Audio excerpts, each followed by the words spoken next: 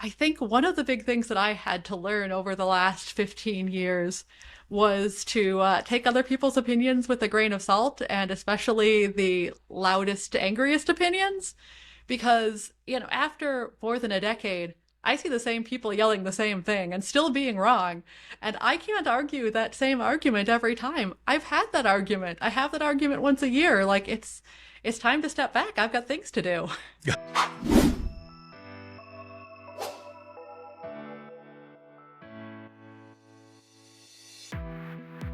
Hi, I'm Adam Freeman. This is Comic Industry Insiders. Our guests this week are Ryvre Hardrick and Don Alsafi from Goblin Market in Chicago, Illinois. Actually, it's a suburb outside of Chicago, but we'll just call it Chicago. These two are part of a 3-person crew that own that shop and have launched it inside of the last year. Having been in their space, I can say it's remarkable, and not only that, I think they may be the future of comics retail. You tell me when you hear them, but I think their ideas are exactly what our industry needs. They have enough experience, they've been around long enough that they know how to run a good shop, and they're young enough that they have enough energy to do what they want to do there. They're truly remarkable. And please be sure to stick around to the end. We were able to actually get a tour of the shop of Goblin Market by none other than Ryvre. And I can't say enough about this one. I hope you like it. Please do leave us a comment if you have any questions, if this has caused you to think about your own business in a different way or about comics retail in a different way. Or if you have any questions at all, we'd love to hear them in the comments of whatever your platform is. Or drop us a line at info@pranadm.com. All right, without further ado, here's Don Alsafi and Ryvre Hardrick of Goblin Market in Chicago, Illinois. Hey, kids. How y'all doing? Hey, Adam. Hi there. We're good. Yeah? I thank you for making the time. I know that we did this right after the store closed. How was business today? Pretty solid. Yesterday was insane because it was sunny after a cold, rainy week. Today was a little rainy, so slower. We're very weather dependent here. We kind of the reverse of that here in Brooklyn. Today was so beautiful, and yesterday was kind of yuck. Listen, I wanted to begin this conversation about talking about like chemistry and partnerships, right? You two have been partners, you were both members of the team of another store, and we'll get into that a little bit. But first, I wanted to start off with, what makes a good partnership and where that kind of chemistry comes from. And while you two have been working together for a very long time and have opened this store together, you would know something about chemistry. So that leads to my real question, which is for Ryvre. How could you possibly not see the undeniable chemistry of Hepburn and Tracy? I mean, in desk set alone on the roof, they are like the magic. It's just electrical. How do you not see that? No. Spencer Tracy is amazing on his own. Katharine Hepburn is amazing on her own. Together, no chemistry. Sorry. Oh, goodness gracious. Film historians. Oh, I just so hard. It's so hard to start this off with such a big disagreement and you missing such an obvious fact, but we'll soldier on. Let's talk. I would love to talk a little bit about your history, both in comics and together. Seemingly, you two, like when we do this, often when we do this research, we come up with people's past careers, and we come up with some of their like trainings that were maybe outside of comics. Seemingly for the two of you, you just were incubated inside of a comic book shop and have never left. Is that like?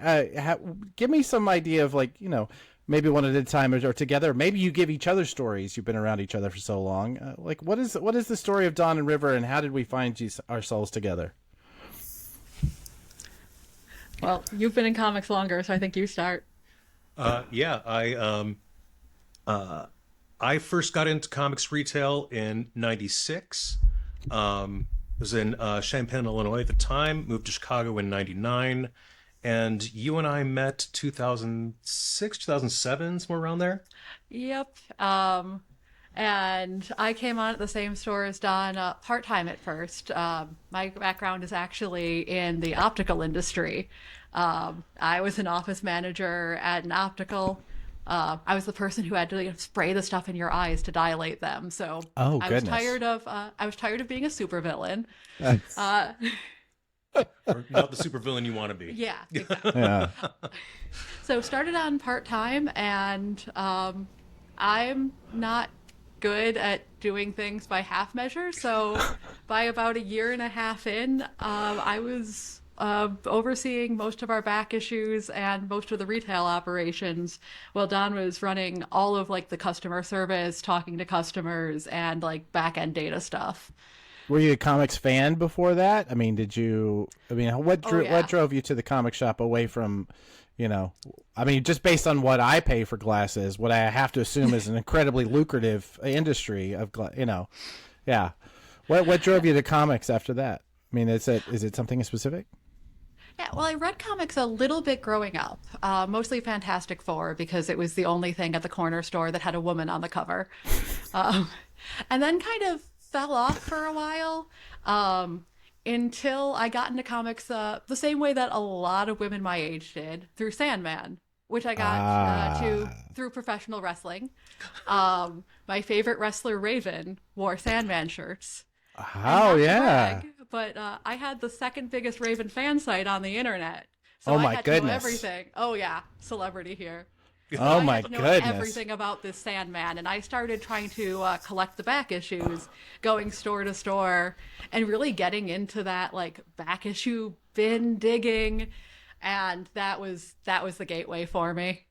I mean, that was a time when you could buy the single issues. If you went back for back issues, there was more there. There was, letters columns, and there was all that wonderful like trade dress. I'm thinking about the way Sandman was put together. What was the name of the Raven website? What was your number 2 website? What is that? It was ravensrules.com, and do not go to the Wayback Machine. Like 15-year-old me did not make pretty websites. Everybody's going to the Wayback Machine now. Oh, it's totally happening. Are you kidding me? There's going to be a link to the Wayback Machine for ravensrules.com in the show notes. Mark my words, that's happening. Oh no. Yeah. Wow. That is excellent. Don, what about you? What were any is there like some sort of I don't know, Friendster profile that you had about comics that led you there, or yeah. It's funny. I got into comics also with Fantastic Four. I started reading with John Byrne's run in the 80s. Because it was the And- only comic at the 7-Eleven that had a super stretchy smart guy? Well, No. it's funny. Like, I remember I was a little kid, and it was my birthday, Christmas, whatever, and my uncle had given me, as you often do as you might do for kids, an activity book with, the connect the dots and all these things, and it was a Fantastic Four book. Okay. I didn't know who these characters were. I'm just like, filling out the pages and having fun. But then, yeah, I'm at a grocery store looking at the spinner racks in the 7-Eleven, back when they had these things. And I see this comic. Oh, I know. I'll pick it up. And I was hooked. Yeah, that'll do it. So did you start going to comic shops? Did you like immediately like start mainlining, or were you just like, I mean, because I did this as a kid, like you just pick them up here and there. Like how do you go from that sort of that activity book to an entire adult life spent in a comic book store? Yeah, it's I mean, back then comic stores were much less ubiquitous. Right. And so in those first couple of years, 8 to 10 years old, or a little bit after, whatever, a lot of them was picking it up in the 7-Eleven, the convenience store.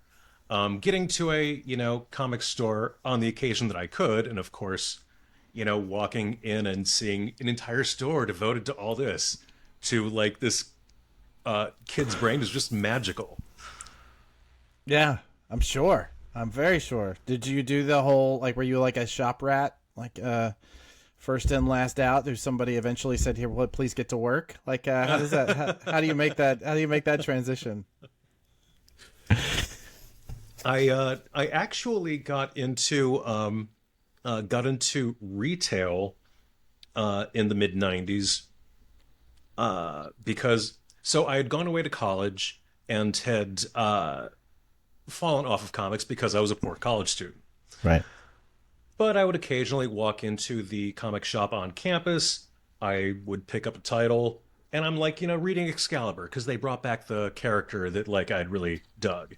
And then they got into a big X-Men crossover, and then I'm like picking up all those, and then I'm like reading all the books again. Yeah. And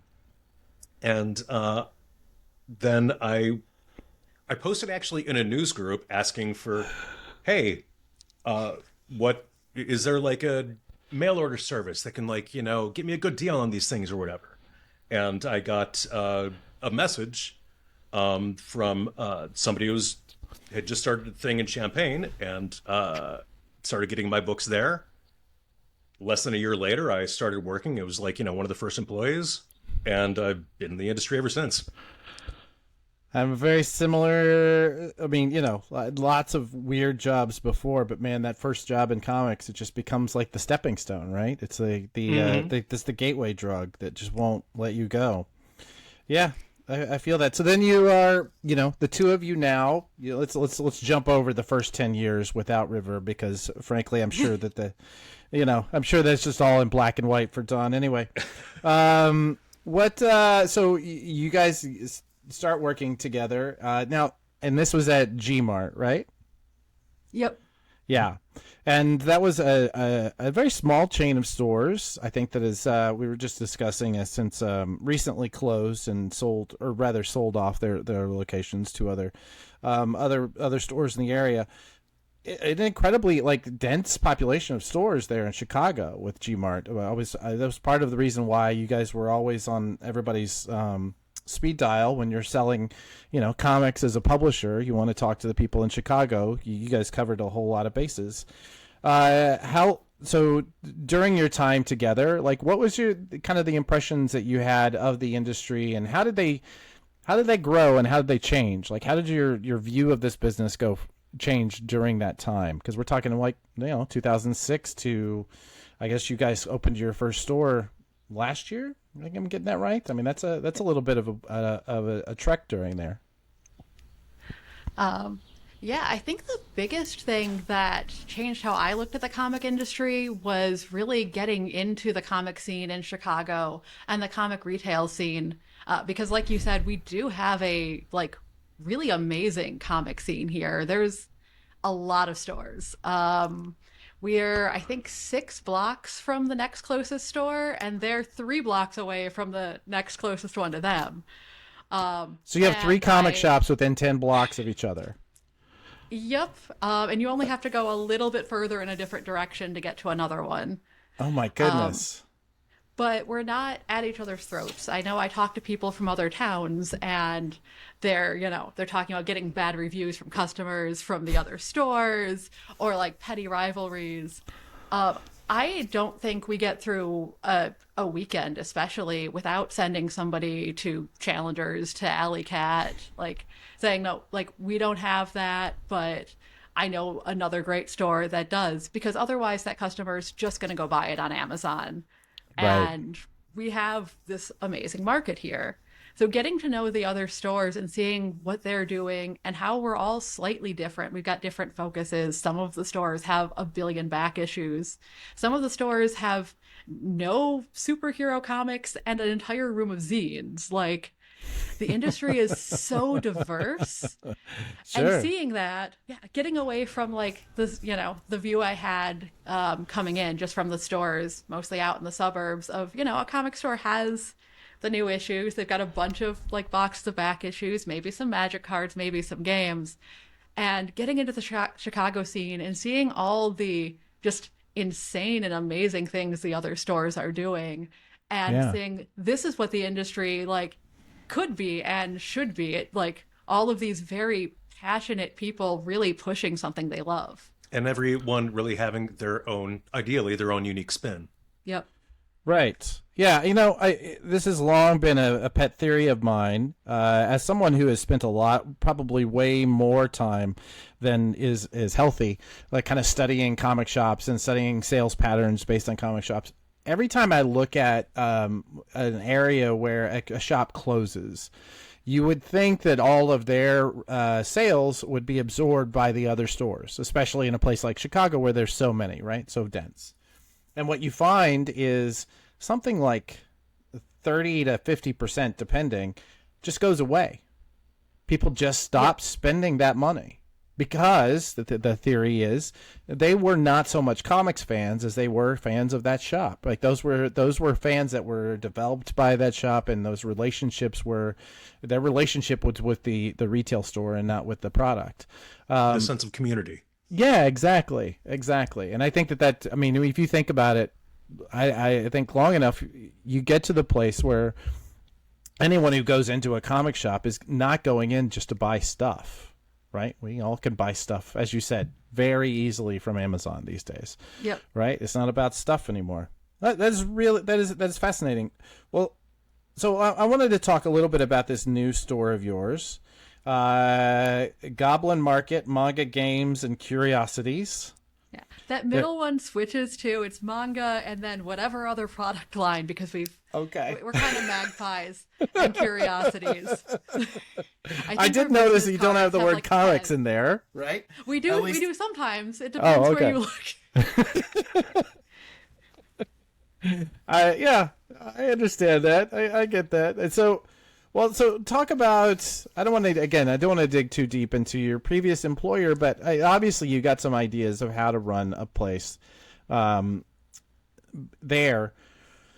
But talk about your other influences, because I know from having met you guys and from, having dug as deep as I can into your social, feeds, like I know that you guys have interesting and diverse lives, right? You have lives outside of comics, which is not always the case with people we know. People we know personally don't have any other life that's not inside of those walls. I mean, this home I'm looking at here, I don't know whose this is, but, this home was not developed by somebody who lives or dies by how their comic shop is put together, right? So this is actually the art and community space in the comic store. Oh, good God. Look at that. Beautiful. Yeah. All right, so talk about that. That's wonderful. So tell me about the influences for this, right? At some point you decided that you were going to leave your previous employer. You're both going to leave together. Those are two big things, right? And you're going to open your own spot, right? That's a big leap forward. Were you about what are the influences that go into making up this brand new concept, this brand new place?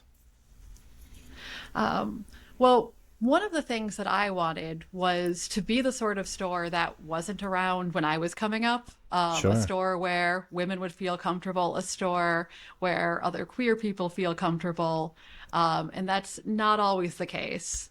So that really informed a lot of the decisions that we made. Right. But I also knew we wanted to be destination retail. We wanted to be the kind of store where people say, if you're going to Chicago, you have to hit Goblin Market. So our third business partner and I took a road trip last year to the mecca of destination retail. We went to Salem in the off season and went to Salem with my camera and my notebook and took notes on what all of these stores do to be the kind of store that people go, oh God, when you're in Salem, you have to go to this store. Right. And really paid attention. And then on our way back, we did it as a road trip. We drove, kind of look at Google Maps, look at reviews and see what other stores were that in whatever towns we passed through. And some of these were, big towns going through Pittsburgh. Some of these are just small towns. We're going down, the highway. And I see that some random comic store an hour out of our way has solid 5-star reviews. So we're just going to veer over there, see Puxatawny Phil on the way, obviously. Of course. But just looking at that and what it takes to bring people in, make a store kind comfortable and inviting, and honestly so interesting and weird and cool that people want to tell their friends about it. So we did make this very, grandma's basement feeling basement and, event space instead of having the standard folding tables and folding chairs gaming room. Right. We have like basically a selfie station upstairs, which is something that I saw a lot in Salem, and people love it. And I know that when I see that, I stop. So is this a basement that you're in? Is that what you're saying? Is this the event space? Yep. Is your basement? Okay. Yep, this is our basement. That's where you're supposed to put all the lawn boxes, right? Like you're supposed to just be not supposed to walk in there because of all the lawn boxes. That's how comic shop basements work. And the piles of magic cards. Well, yeah. Yeah, all those singles have to go somewhere. Yeah. I mean, I really love the fact that, these days there are fewer and fewer examples of the kind of stereotypical comic shops of the past. The ones that are dirty and messy and smelly and cramped and all those things. We're aware of those stereotypes, and we absolutely wanted to be the opposite of that, right? Right. What do you think is so what is the guiding principle on inventory? Is it, this is cool, I want to sell it? Is that, because it can't be like, there has to be stuff that you don't say yes to, right? What is the guiding? Are there any rules? Or am I just completely off in my? Am I going to go in and I'm going to see an entire area of, I don't know, like creative taxidermy or something that you're selling? Is that what? That is not off the table. We do have vintage Japanese block prints that are for sale from a local gallery, so there is a little bit of everything. I got you. But the big guiding principle is we started out with markets we saw that were underserved. We knew we wanted to stay like in comics and games and adjacent to that. But we've been seeing a lot of the growth in manga and a lot of the innovative stories coming out of manga. Because after 15 years of Marvel movies, even I'm a little bit burned out on superheroes. So knowing that that I'm reading mostly manga at this point, and like graphic novels, especially like things that are written to be just original graphic novels, we wanted to focus on that. And there wasn't a manga store in Chicago at all. So having really, right, there has never been. We're the first one. It's shocking to me too. So there's no comic shop that had like a really solid manga section? Well, all comic shops had some amount of manga. Of course. But, there wasn't one like manga destination store. Yeah. You go into most comic shops, maybe there'd be like, a couple of shelves worth. Right. Well, so if talk to you me wanted, about like, a percentage manga wise. Destination store, you had to go out to the suburbs. So you're creating a manga destination store. How many? I don't know. I don't expect you to know how many SKUs off the top of your head, although I would be impressed. But how big? So it's just under 2,000 SKUs of manga. Of course. And so that's really like the cornerstone of our sales right now, with our next biggest category being graphic novels. Really? And graphic novels, yeah. Graphic novels are sitting at about, I want to say about 900 SKUs. For whatever reason, graphic novels were more likely to sell a big stack of the same thing. And that reason is the Teen Titans series. We'll sell 1 million of that Raven, of Beast Boy Loves Raven. Like, we'll sell that for days. Do you think that's so? Do you attribute that to your ability as hand sellers, or do you attribute that to knowing the culture that you sell to? The book is great, but I would say, if I poll 1,000 comic shops, I doubt 100 of them would have that as their bestseller, right? But if you poll 1,000 independent bookstores and ask what their bestsellers are in graphic novels, I'll bet you that at least 20-30% have that up in their bestsellers. And there's probably some amount of the demographic at work too, because manga tends to skew younger. And the middle grade books are something that we have a lot of great success with and really emphasize. And so there's obviously a lot of crossover appeal there. Sure. Well, talk about demographics then. That's an interesting take on this. I mean, by focusing on manga, you're going to skew a little younger. Is it a lot younger? Will you say, what does the average Goblin Market buyer look like? Probably like in their 20s and 30s. We are not too far from DePaul University, so we skew Smart. younger just based on the college students being babies who can walk around and buy things. Sorry, I turned 40. Everybody under the age of like 25 looks like a toddler to me at this point. Oh, honey, yeah, just wait till you turn 50. It doesn't get any better. It's yeah. they're so young. I know. So we skew a little bit young. We also, one of the demographics that we see a lot of here is young families. Families with, like 5 to 10-year-old kids. Our kids section, we started out pretty huge on the kids section and just keep growing because their parents are into comics, the kids are into, board books, manga, all that. Right. We want to be the place for the entire family. So we get a pretty big spread age-wise.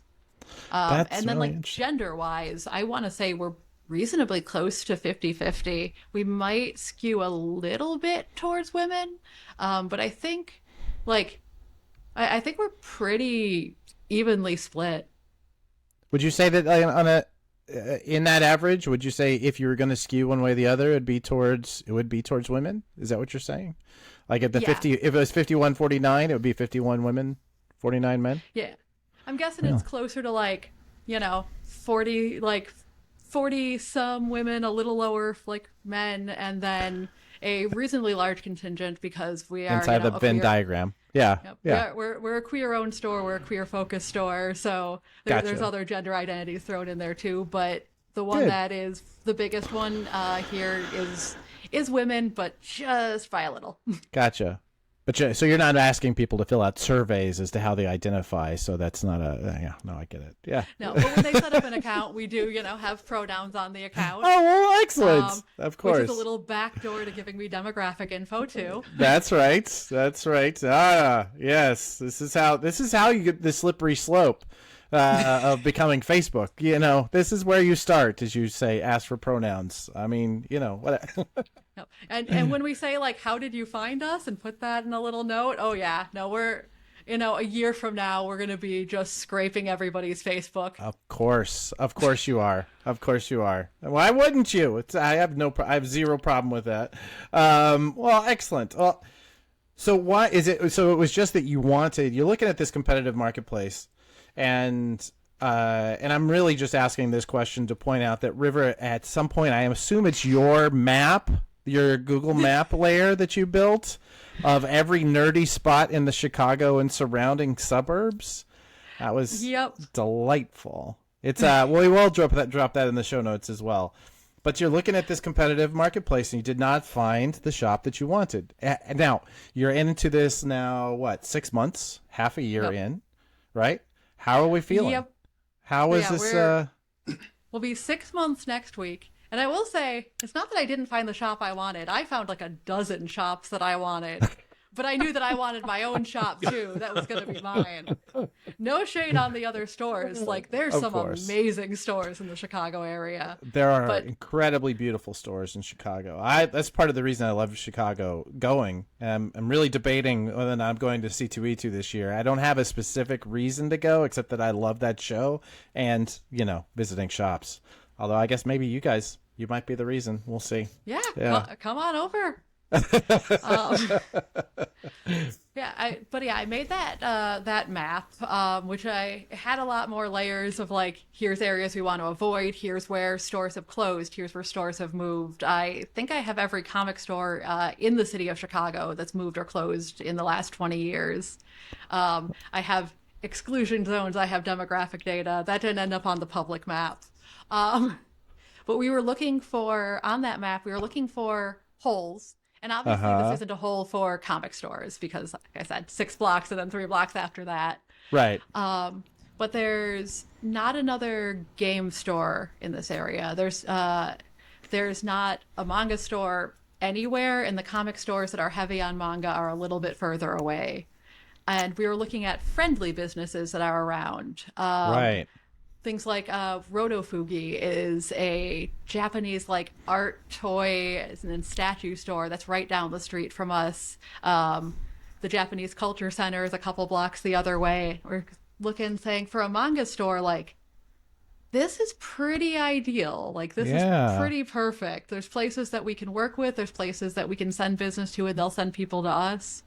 And that was a lot of what I was looking at on the map. Where are there places that are like friendly to us, whether it's other comic stores, game stores, toy stores, anything that you could say, you know, you should go to this neighborhood because you can hit these 5 stores. They're all great. So it's partly about building community, but also like seeing what pre-existing communities you also want to be a part of. Yeah. Right? Right. Exactly, yeah. It's almost like retail is permaculture, right? You want to find the ecosystem in which this organism that you want to build is going to best establish roots, right? Yeah, Yes. that's wonderful. I'm coveting this map already. I want to see the full layer. Just saying, as someone who has if you come to nerded out. Chicago, you can see the secret version of the map. Oh, you may have just sold that trip. All right. Well, so let's talk. So you, how much would you say you identify as a game store? What percentage of your inventory is games? Probably about 25% of our inventory, but Okay. we lean really strongly towards role-playing games, and in particular, independent role-playing games. We Okay. probably have the biggest selection of independent role-playing games in the Midwest. That's something that I'm super passionate about, and we've already had people drive from Peoria, from Michigan, because they've heard that they can actually like get their hands on things like Quiet Year and take a look at it, at like Dialect, at games that you don't see in stores. Thirsty Sword Lesbians, that's one of our best sellers. And there's not many places where you can go and look through all of these little like zine games and actually like see what you want before you pick them up. So that's our the biggest part of our game inventory. I definitely am feeling old man in this conversation. What is a zine game? It's like an independently produced game that doesn't go through a studio, and that's done in a like typical zine fashion, you know. Right. Folded paper, stapled down the middle, Yeah. normally like under 30 pages. A lot of them are solo games, kind of like the old choose your own adventure games, crossed with journaling. Fascinating. I have never heard of this. This sounds awesome. I'm seeing all his right. brain just explode out of his head. I'm so prepared. I'm so prepared to see this. This is wonderful.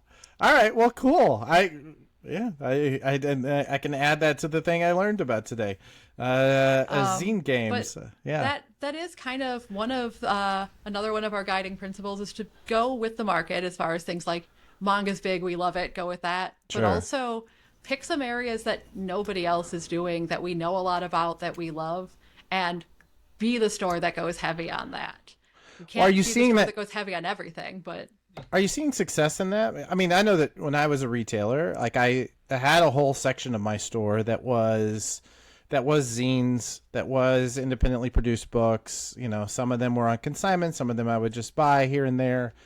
It never made any money, but it was all stuff that I loved, right? And it was the stuff that I wanted to point people to. And occasionally you would get that, like, you know, you get that one kid who comes in and his eyes just get all big, and that makes it worthwhile. It's bad business, but I still kept doing it because that was the stuff that got me interested. Are you seeing success with this? Like, however you define success. oh yeah. And I'm a numbers person, so Yeah. You may have gleaned just, Hey, oh yeah. just The maps surely, were obvious. The maps were very obvious who we were dealing with here. Yes. Oh yeah. But just like purely on dollars per square foot or return on investment, they're doing very well for us. Oh, okay. But Chicago is a city that likes zines. We're not doing comic zines at all here, Okay. because we've got Quinby's, we've got Howling Pages, and those stores just knock it out of the park with the like comic zines, like prose, poetry, and kind of like seeing that gave me the courage to go, if people are buying those, like we can really go in on the game zines. No one else is doing that, but clearly people will buy zines because Quinby's has been around like as long as I remember. I hung Yeah. out there as a broke teenager and like tried to pretend I wasn't reading the zines in the back. Um, so Yeah. just knowing that there's already some interest there in, zine culture. We've also got the Zine Museum in Chicago. So Oh, I didn't know zine that. culture, yeah, zine culture is alive and well here. Overlapping that with like the like indie RPG scene, we've got a lot of indie RPG writers, and that's another community that I like really tied in with. It kind of made that a no-brainer as something we wanted to support as kind of our defining our identity, called shop. This is going to be big for us, even though nobody else has it, like product Yeah. line. And that's one of the things we talked about. Like, there are, with Fort, when we left our last place, we had combined 40 years industry experience between us. And we learned a lot. We learned a lot about the industry. Opening our own store, we know how hard it is for any store to succeed, a comic store to succeed. Sure. And, we had to ask ourselves the question, like, what will make somebody come to us than anybody else? What would make us as a new store stand out? And yeah, realizing that manga, which is just continuing to grow in crazy numbers, that there wasn't a manga destination store, that was one of them. Figuring out we could easily boast having the largest collection of indie RPGs in the city. We've had people in this last month. Somebody was in the store and was just like came up to the register and just crowing about the selection of indie role playing games. The only place that I'd ever seen this before was at Gmart. Yep, you were seeing Ryvre's handiwork both times. But it absolutely, and these are also just from those two product lines alone, pulling from two different demographics. Right. I mean, the whole idea between diversifying your product lines is to try to get as many different kinds of people in your store as possible. Yeah. Absolutely. It's interesting as you say that. I'm realizing that we've all done this as comics hand sellers. You meet somebody who's a Batman fan, and then you say, "Okay, well, which stories did you like?" And they tell you, "Oh, well, you might actually just be, a Frank Miller fan. Here's 3 other Frank Miller books." It might just be that some people in Chicago are just Ryvre fans, right? They're just it doesn't matter where Ryvre goes, they're gonna end up shopping there. So I wanted to talk a little bit about the decisions that you made, and in opening this, I mean, you opened your store in an incredibly turbulent time in our industry, right? I know, Don, you said you came into comics around '96. That's really about as close as we can get to a period that is, kind of feels like it feels now in industry wide. Oh yeah, I was just saying yesterday that the first couple of years that I was in the industry, and every week I was reading the newspaper style comics buyer's guide, if you remember that. Yeah. Oh yeah, the CBG. And I remember Absolutely. getting to like the end of the year, and they're doing kind of a state of the industry thing, and the good news that year was that fewer stores closed this year than the year before.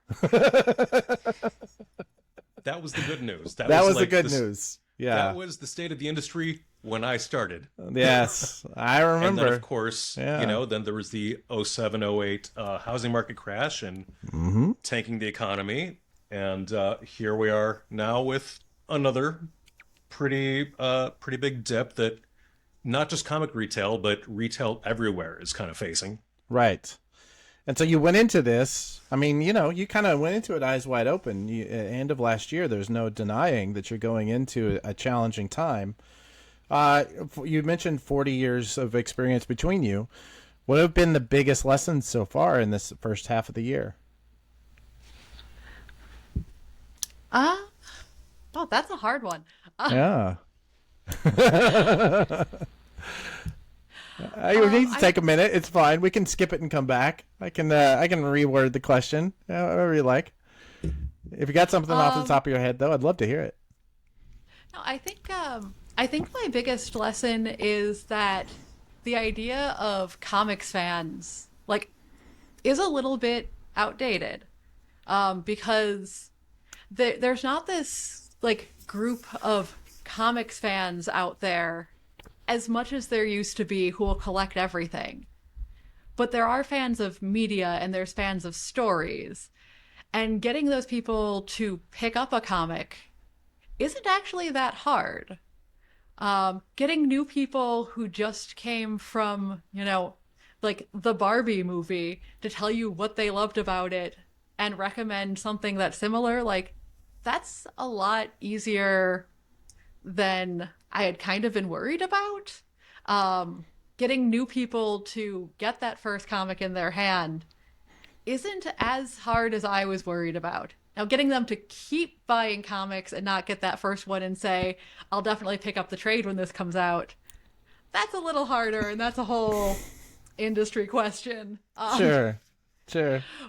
But just the openness that we're getting to, to try comics from, like, random moms in the neighborhood who are going to the health food restaurant next door and pop in to see what we're about and leave with, like a comic or two, a manga, a cross-stitch kit, and like some tarot cards and crystals. Like, that's been a lot easier than I expected. Just the hand a comic to someone and they'll be excited and buy it because they don't have the baggage of all the discourse on the internet, of Right. already being mad about the idea of comics. So I think, new people is my revelation. Okay, new blood.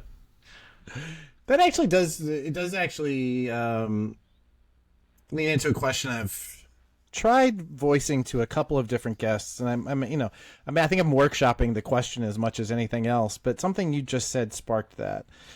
I'm thinking about a lot about my time as a retailer, and when I was towards the end of it, Don, you mentioned the housing crisis. That's what kind of made me go. The way our shop was performing, that's what made me go, maybe I could go into publishing. But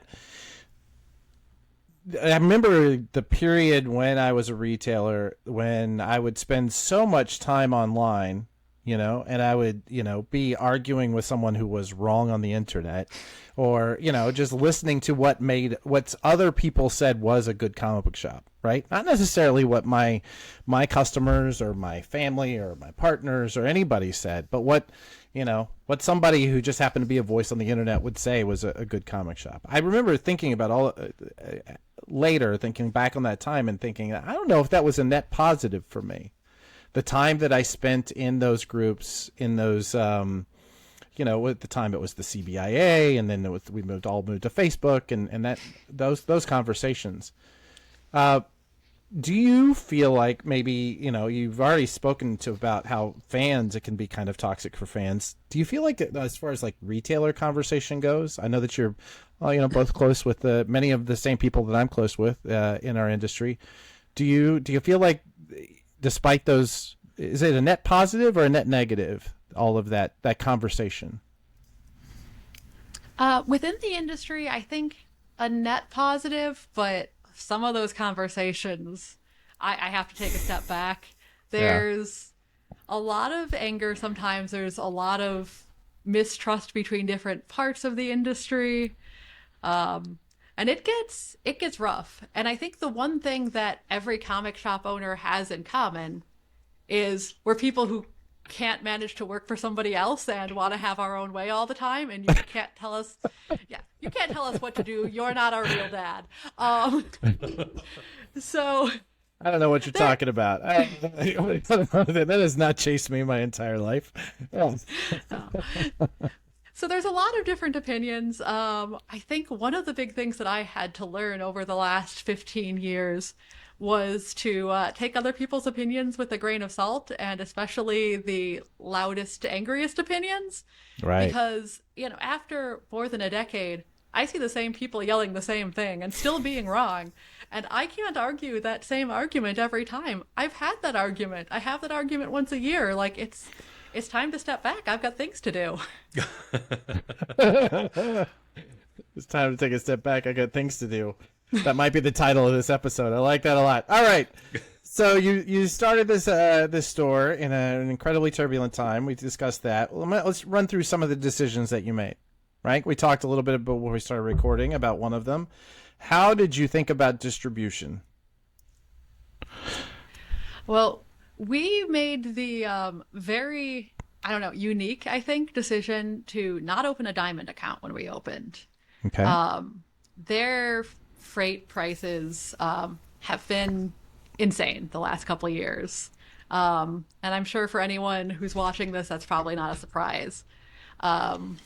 We ended up opening our Diamond account like less than 2 weeks ago at this point, after the announcement that they were lowering their freight prices. That's what finally did it for us. And I say that as someone who loves Vampirella. So like it hurt me to not be able to order that for the store.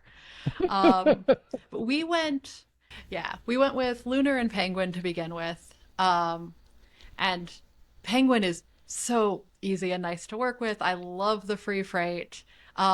Lunar manages to get our stuff to us nice and early. So it was very nice after many years of Diamond, like just starting out with slightly easier to deal with companies. Now we're diving back into Diamond, and I'm used to them.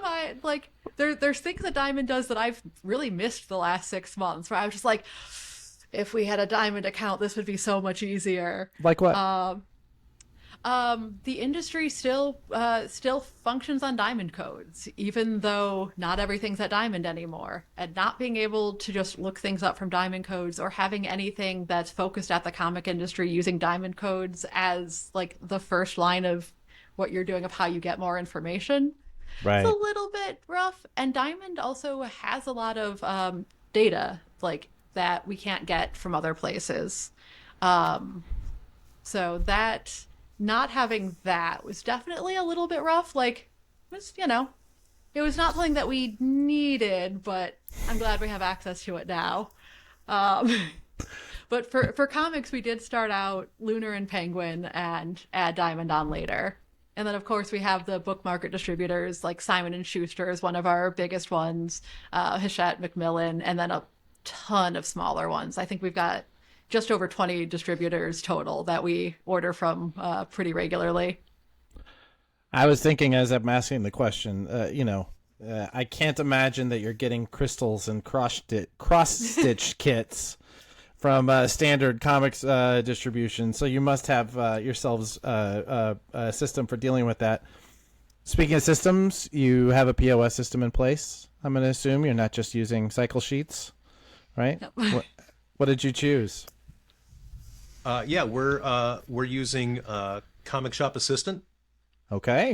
The POS that's been in development the last couple of years, where it's still in beta, but we're a part of that, and talking with Django and them who are developing it, and it's for having previously worked with a homebrew point of sale system in our with our last company that had a number of frustrating limitations. This has been actually using a more professionally designed point of sale system, even one that is still actively being developed. Sure. And still has a lot of rough edges as a result. It's been pretty nice.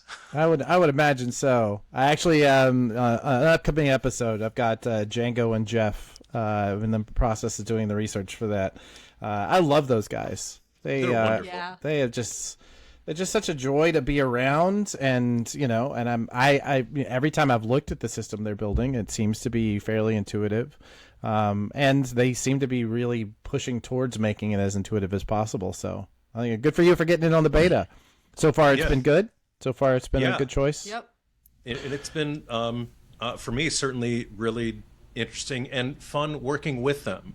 I remember a couple of months in, and I had emailed Django, like, hey, could there be this kind of added feature? And I got a reply back of, yeah, I don't really think that'll be possible.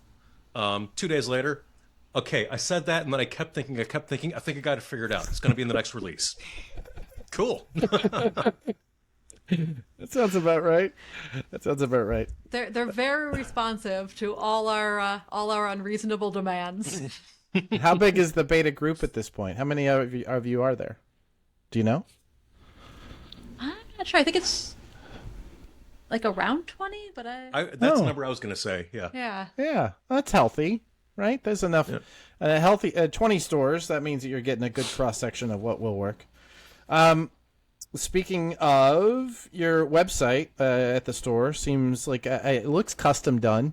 I could be wrong Yep. about this, and it seems really focused on in-store pickups, right? Which I find to be an interesting take. And since all of the stores that I've dealt with were all struggling to figure out how to deliver and become kind of mail order places during COVID, and they've all kind of kept that as part of their business. It's interesting to see a new store that is not like starting from that space to begin with. I mean, but it sounds to me like it's an environmental thing, right? You guys are pushing towards the environment you're creating, or am I putting words in your mouth? Yeah, it's partially a decision based on wanting to be retail focused.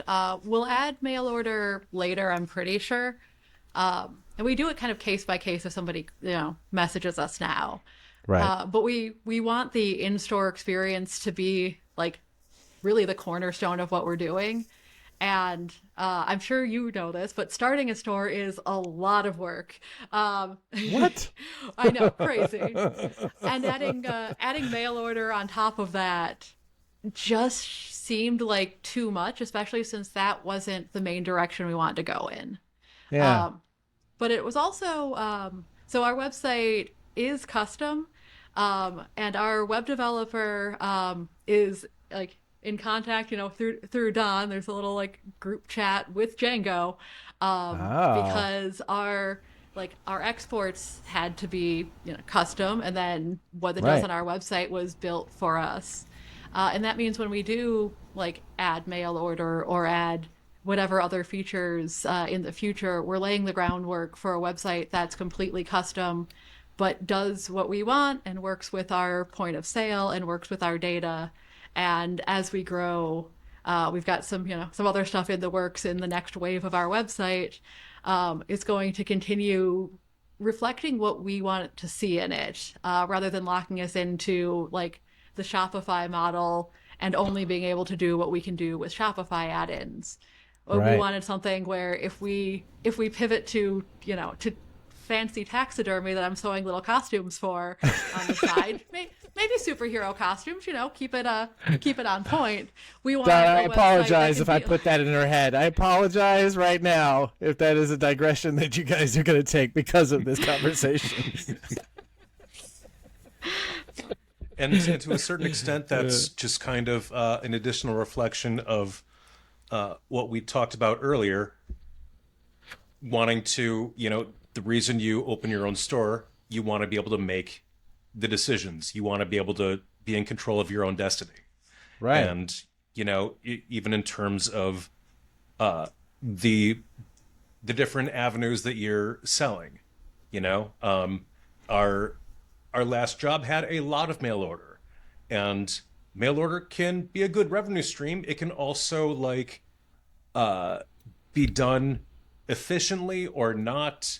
And if it's not, then that can be eating up the profits of like the books you're selling. You can even be Sure. like taking a loss. and eating up your time. And the first 6 months in, time is a thing that we just don't have a lot of.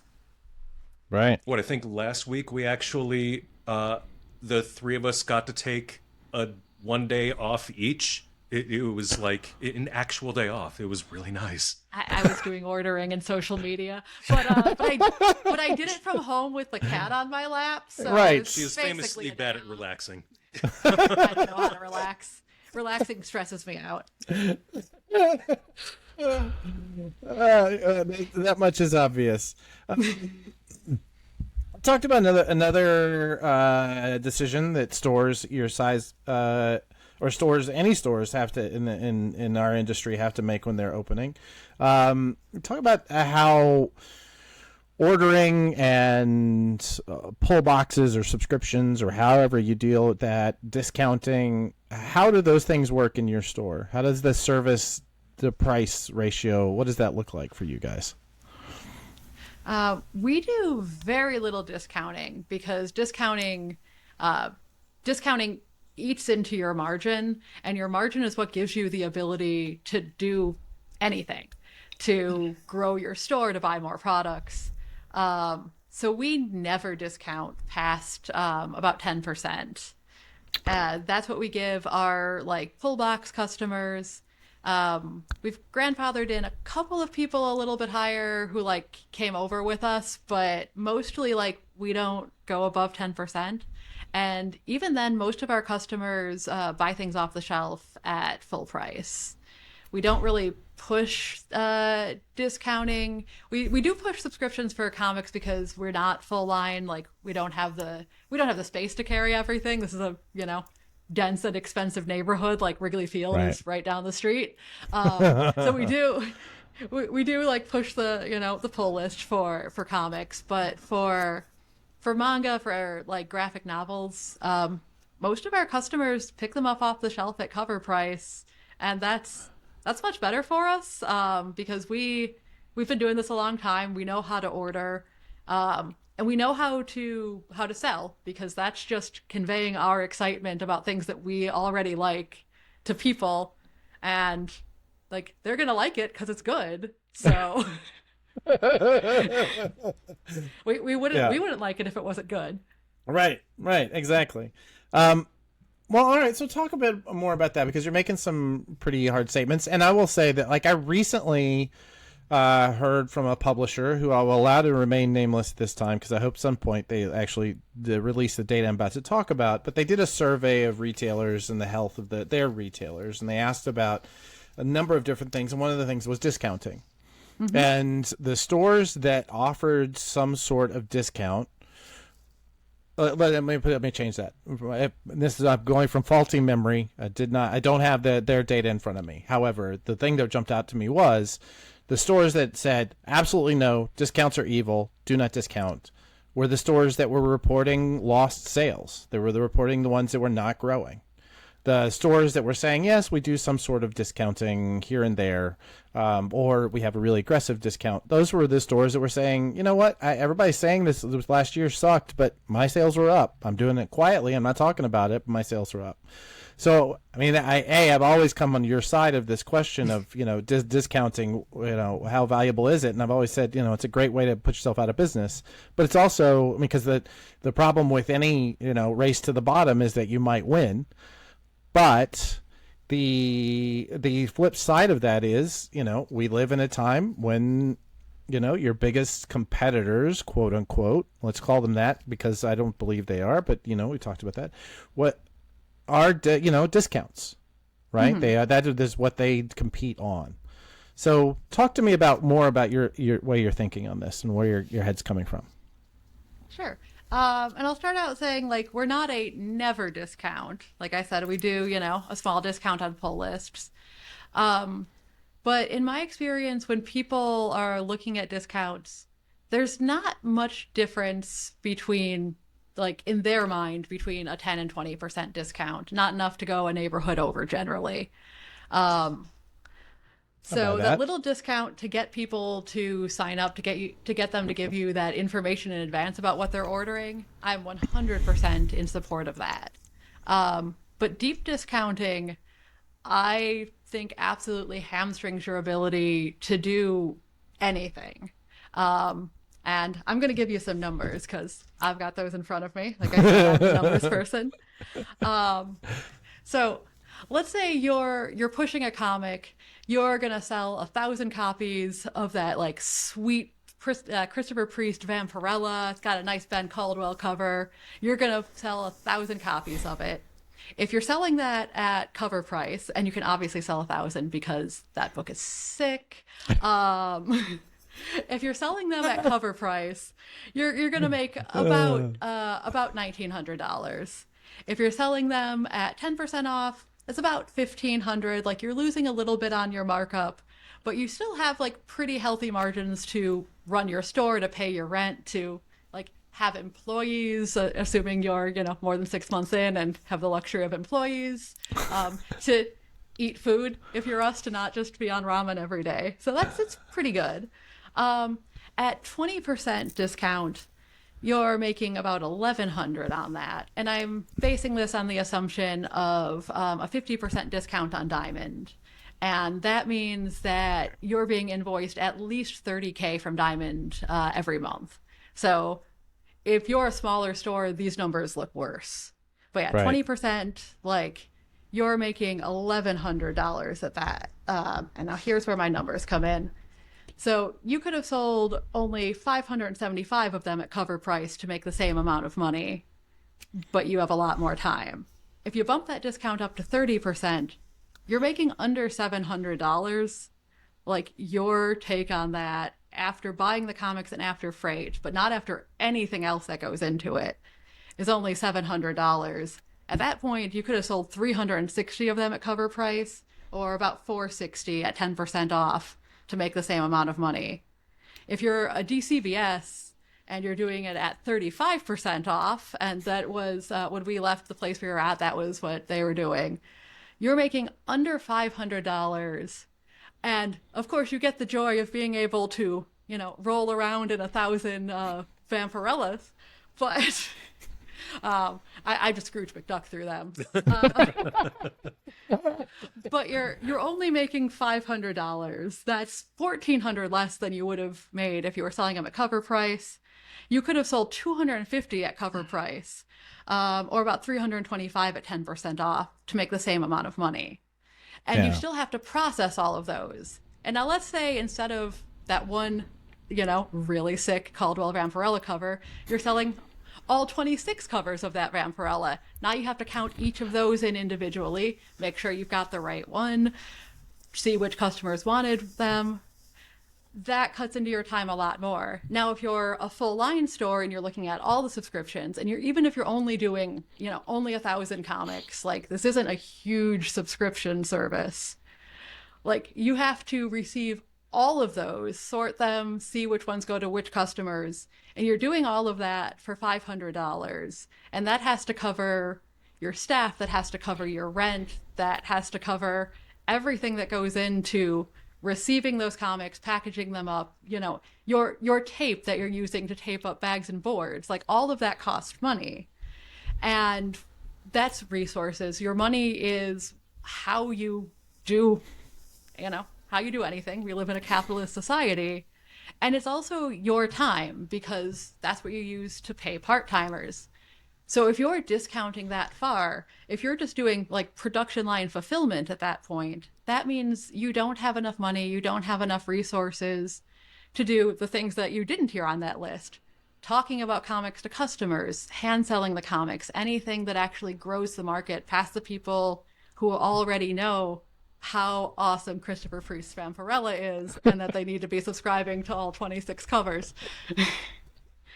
So I'm not against discounting as a concept. And, Right. at one point it made more sense, because the logic was you make that up on variant covers. You're getting your volume up.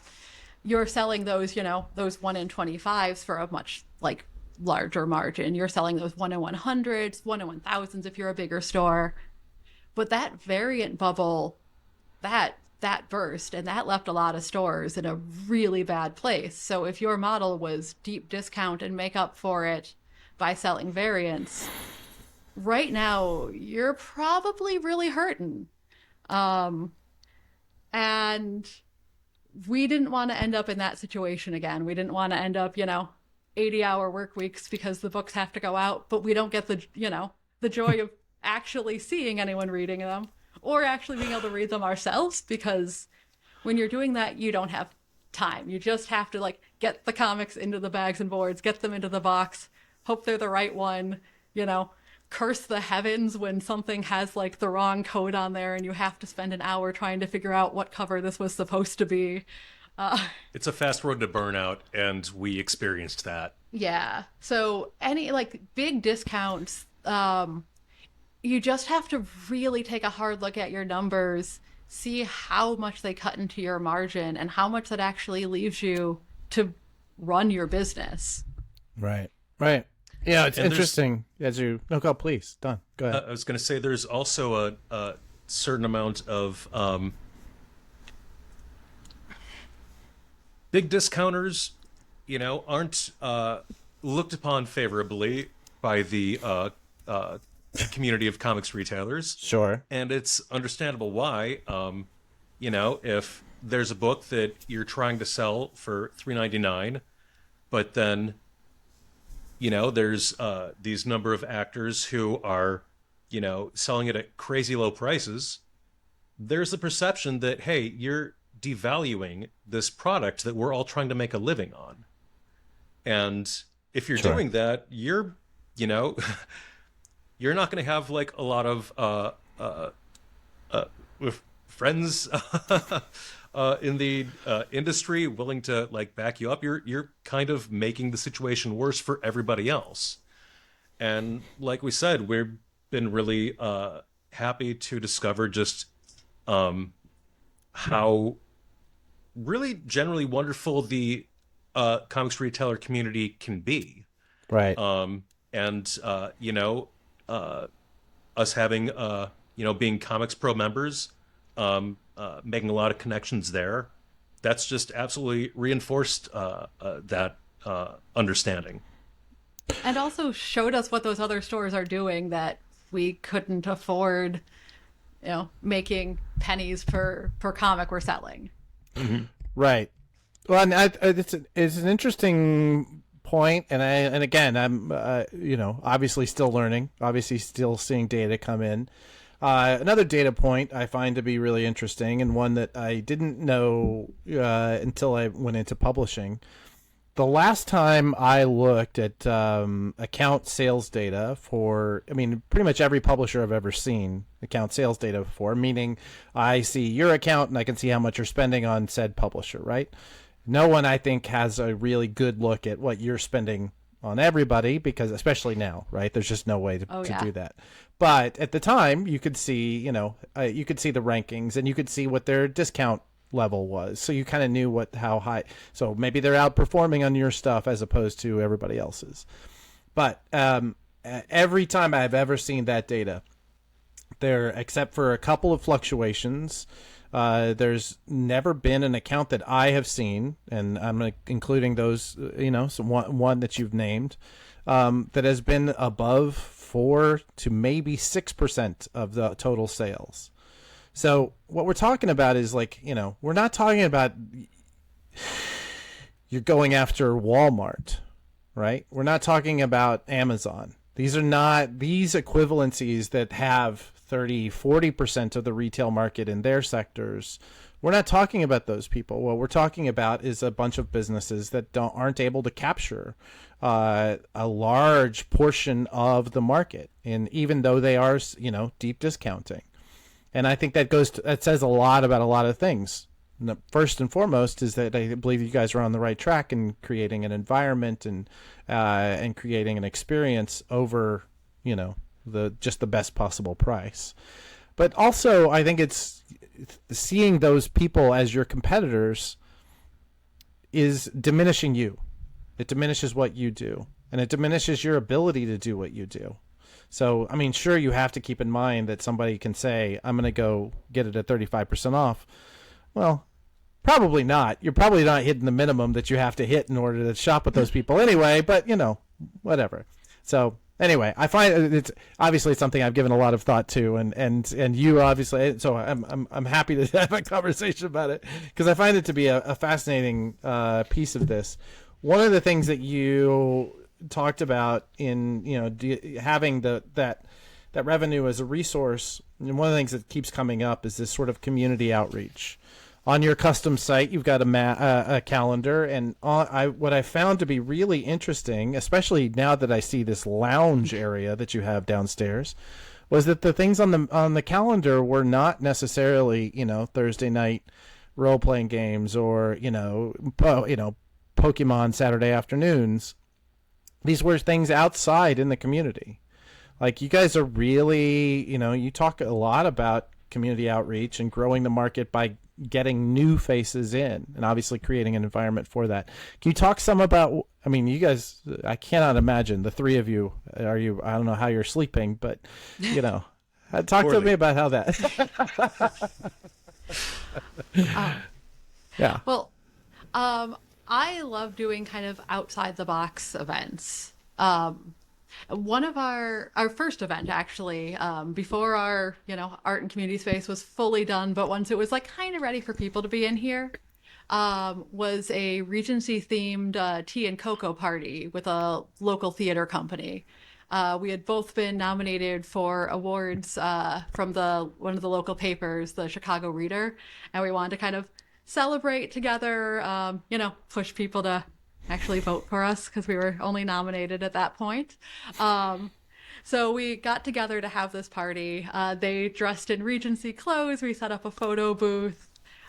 We had some puzzles, some little Regency themed board games, and it brought in a lot of people. Not like hundreds, but a couple dozen over the course of the party. And it also let us get pictures of people wandering around in Regency clothes in the store. I feel like that sort of, unexpected look is really great for bringing people in.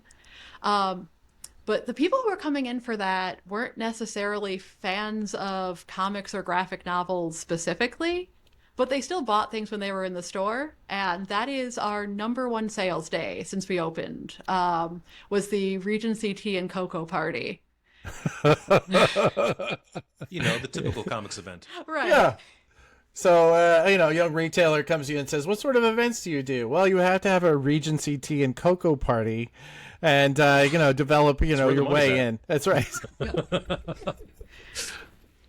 We just had a princess party 2-3 weeks ago, and it was tied in with a local locally written role playing game that just came out. But we had a couple of professional princesses come in. Professional princesses, of course, a job that exists. Okay, because we live in an amazing world.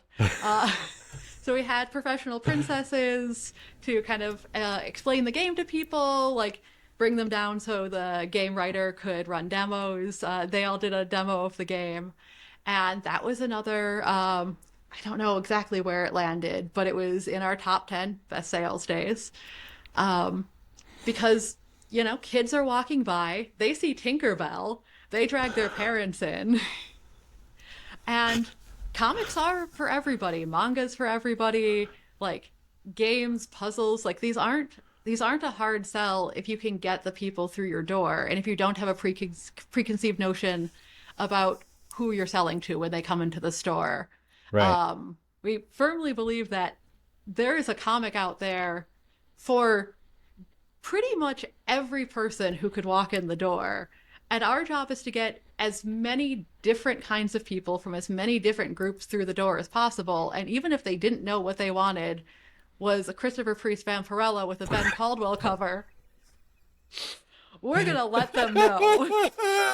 Did you actually order 1,000 copies? Is that it? You got to get through all 1,000 copies? No, those are all for me. The Scrooge mix-up thing. Hey, well, it was a Dynamite book, so it was probably that many covers anyway. So it was, I kid, Nikki, because I love. Sorry, Joe. All right. That is wonderful. I love that you have created an environment where you feel confident in bringing those people in, and that you can, continue to build off of that. Man, I don't know if you guys are hearing the sirens, but Brooklyn is very Brooklyn today. I think it's because it's spring.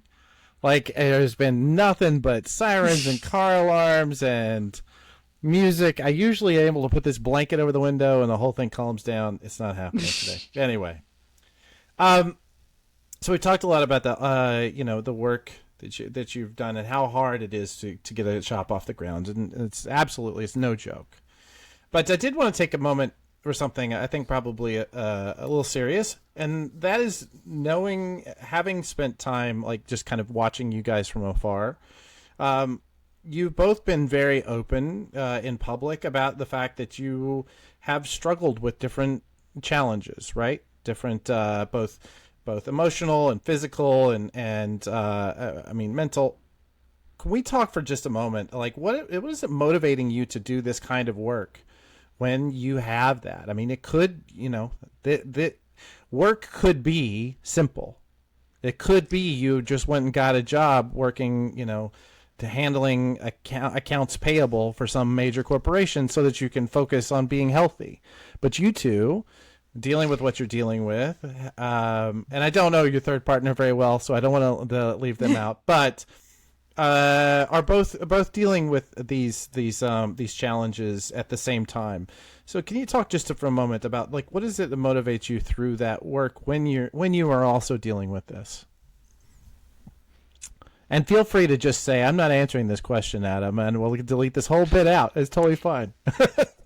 Well, there's definitely a certain amount of what we talked about earlier that, one of the reasons you get into this is because you don't want to have to answer to somebody else.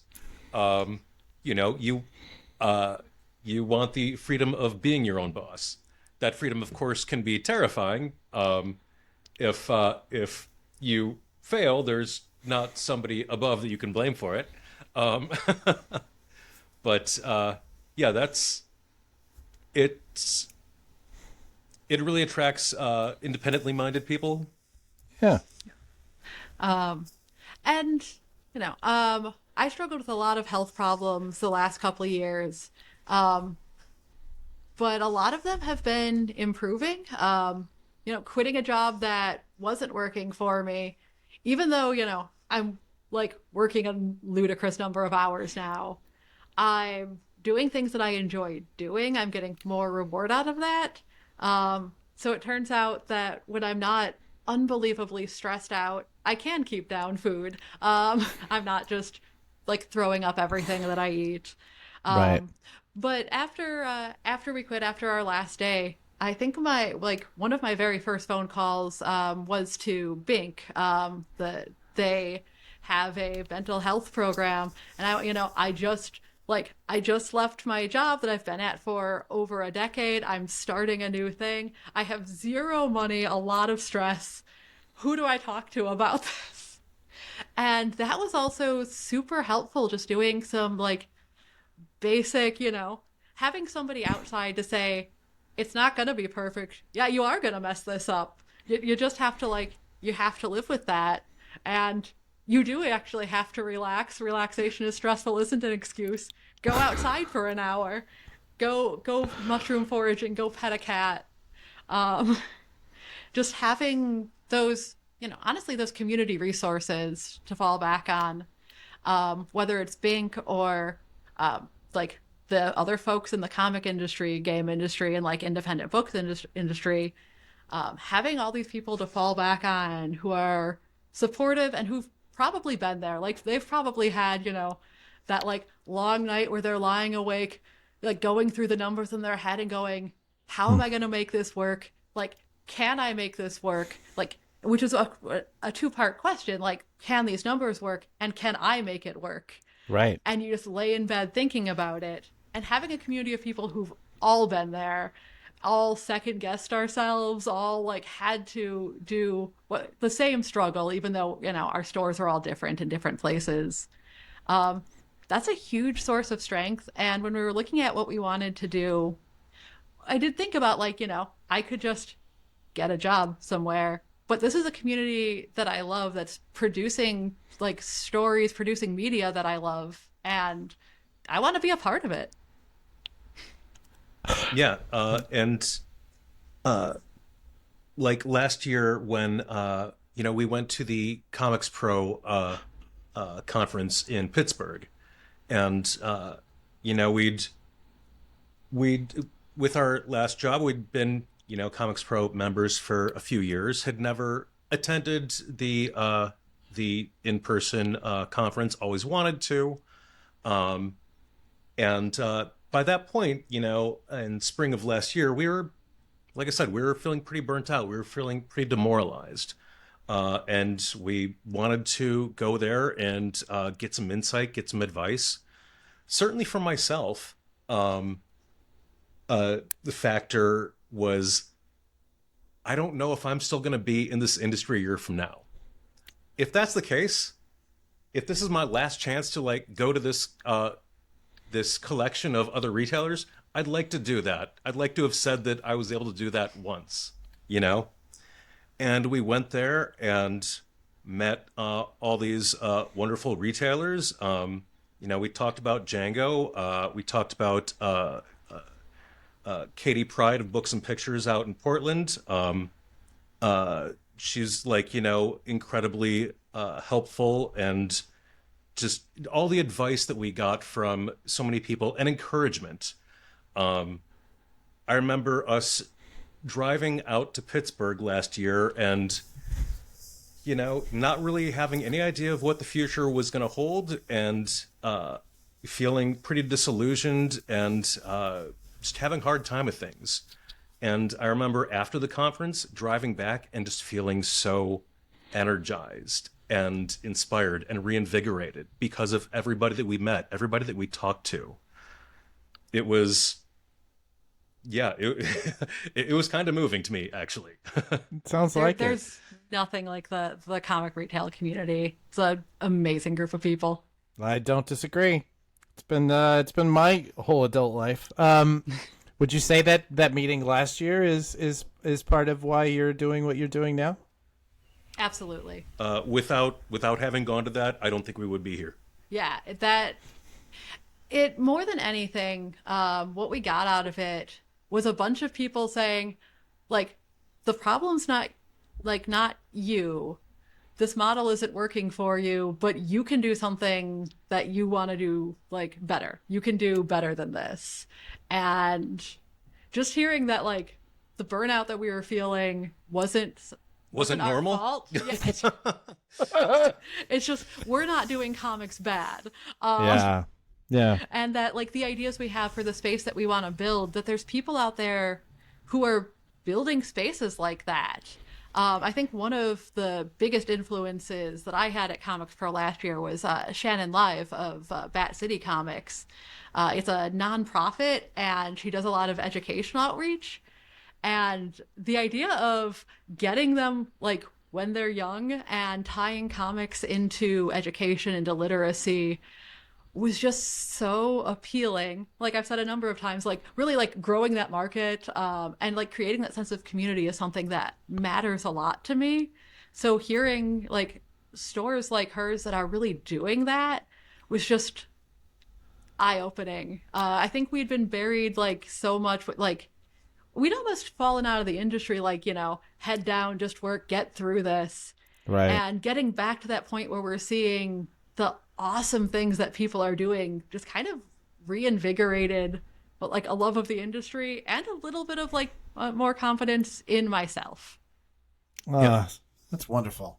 That's wonderful. And it feels like I think probably one of the best ways we could get close to an end here. Is there anything we didn't talk about today? I know that we wanted to make sure that I think we covered the bases and you wanted to do, I'm so excited to see what you guys build there after a year. But have there been any other experiences or lessons or anything else you wanted to impart before we go?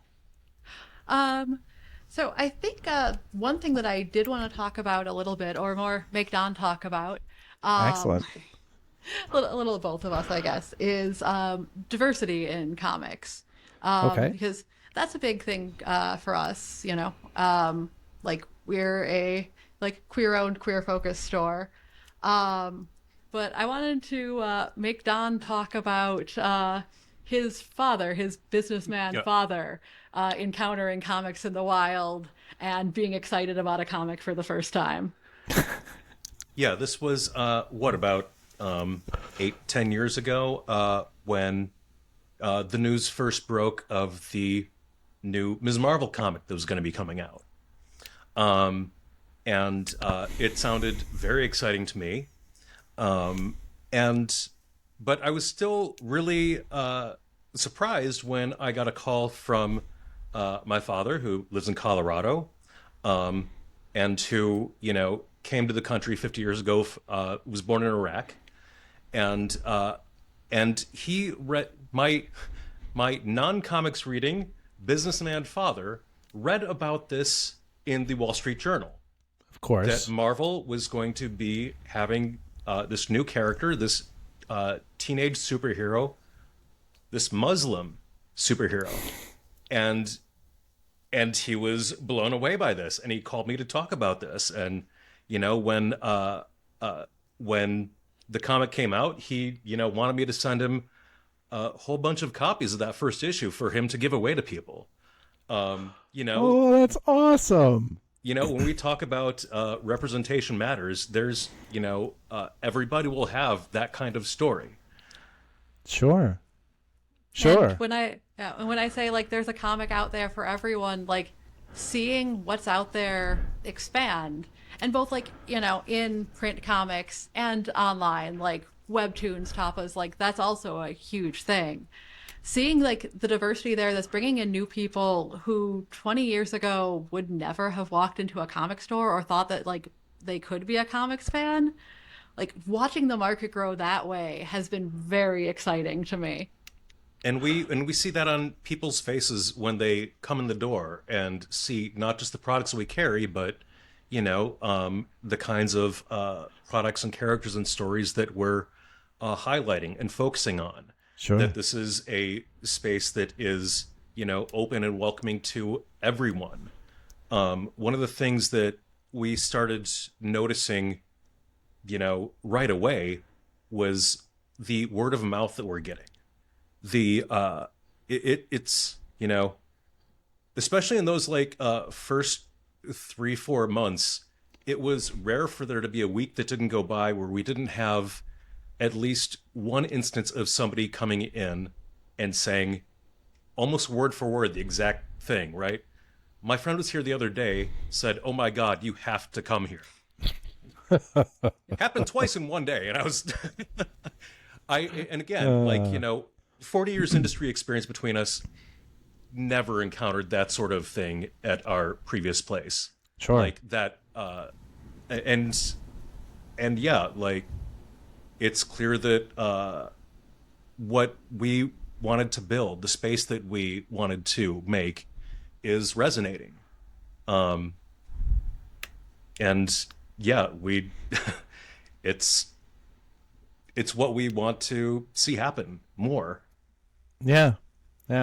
There's so much. We talked a lot about the conversation between retailers, and there's been so much conversation about whether that sort of representation is good for business, right?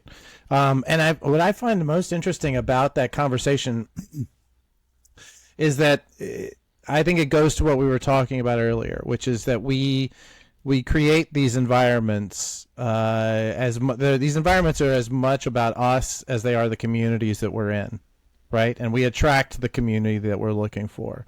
And I think that's it says, I really do feel that people who come down the other side of it, one of them is a major competitor of yours in that area. Feel like often is just really about the fact that they have developed a community that for whom that is true.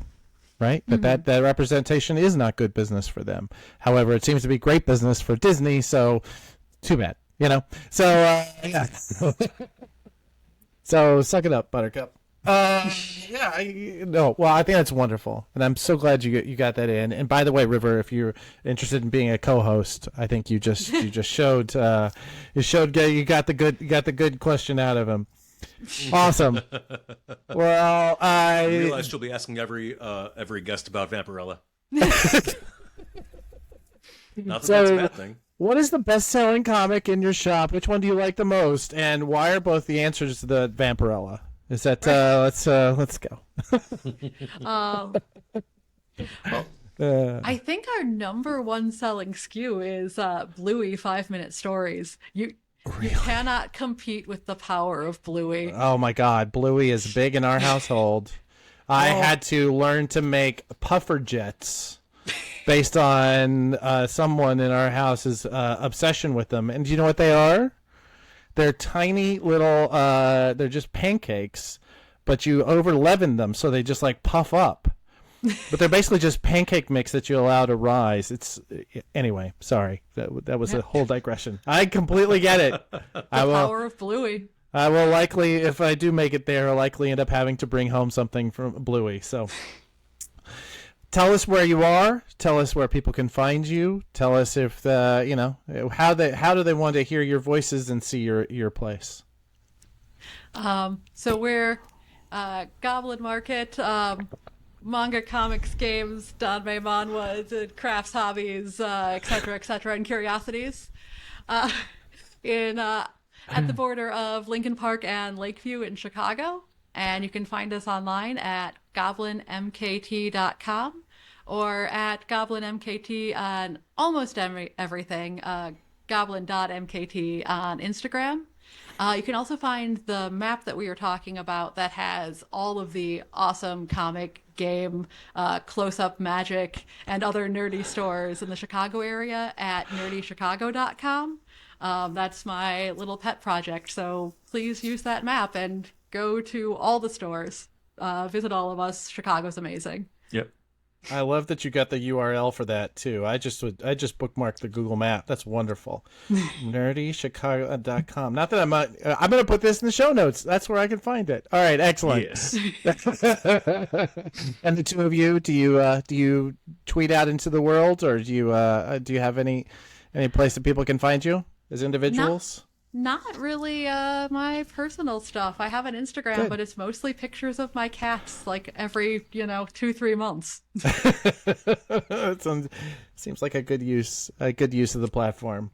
Awesome. Yeah. Well, once again, Don and Ryvre, I cannot thank you enough for the time. And also, Ryvre, I forgot to thank you, because every year that we would go and do some sort of publisher talk at C2E2, I would always open with a joke, and the joke was always to see what color Ryvre's hair was. Always got a laugh. Always got a laugh. It has a mind of its own. It just changes. Very chameleon-like. Hi again. Thanks so much for watching Comic Industry Insiders. It, as always, is our pleasure to talk to the movers and shakers of comics and to bring you those conversations. We'd love it if you'd support us with a like and subscribe, and telling your friends is always good, but really what we want to do is hear from you. Any questions, any suggestions you have about our show, any suggested guests, frankly, anything at all, we'd love to hear from you. Our producer is nearly always Stephanie Gerk, and our researcher is Anthony Militano, who makes me look much smarter than I am. All right, guys. Thanks so much. Namaste, y'all.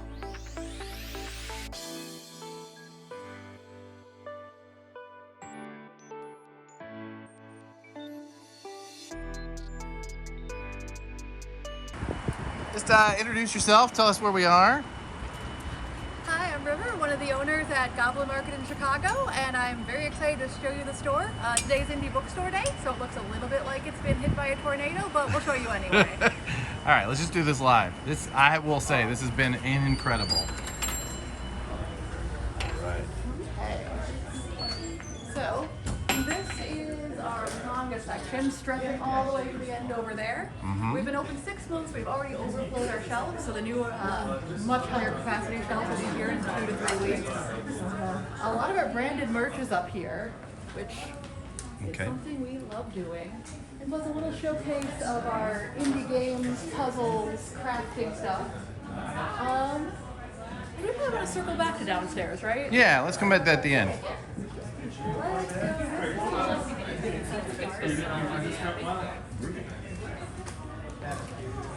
We've got our mascot, Kanoko, one of our 2 mascots.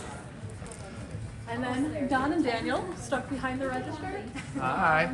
They can vaguely wave, they probably can't move. So over here we've got our tarot crystals, occult. Of course, you must have your little crystal section, as any good comic shop does. Obviously. Yeah. We have the comics. Oh, graphic hey! Novels. Nice. We do have those. Yeah.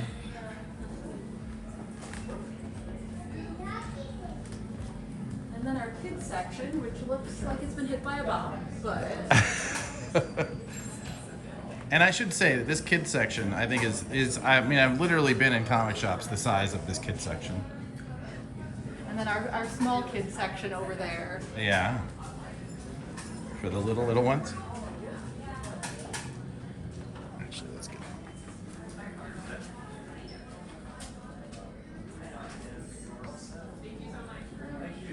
Wonderful. And then let's swing downstairs. All right.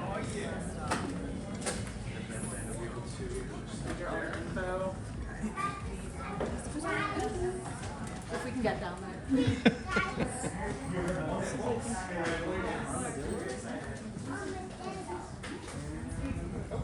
All right. Down here is our art and community space. We've got the first of our art by a local artist. Actual, real paintings. Way better than I could do. A nice miniatures painting section. And then this is our art and community space. More indie RPGs, minis, craft supplies. Our little photo station for indie bookstore day. Little kitty. Yeah. And then our book club nook back that way. Your book club nook. Yep, this is where the neighborhood book clubs meet. And we put our fanciest art behind it. That's all vintage Japanese block prints. So, well, and a bunny mask that Daniel made. All fine art. Of course. And because of Indie Art Day, you have snacks and such. Yep. I loved this little thing, this honor system table fee. Yeah, that means that we spend a lot less time policing what people are playing and how long they're down here. And most people are really good if they're down here for 2 hours that they send us a little bit of money. That's incredible. And today is Indie Bookstore Day. Yep. You guys have been busy all day long. It has been absolutely insane. Yeah. This is our first indie bookstore day, and I want to go to sleep now. Except next week's free comic book day, so I can't. No sleep for me. I think Don was telling me that you guys have done. We have 2 hours to close, and you're still like 4 times your biggest day so far. 4 times our biggest day here. Yeah, we've only been open 6 months, but still. Still, yeah, that's not a bad day. It's very exciting, and we don't have a little clicker to count people because I didn't think about it, but I'm guessing probably about 12 to 1,400 people through the store so far. Incredible, wonderful. It's been insane. All right, thank you, Ryvre.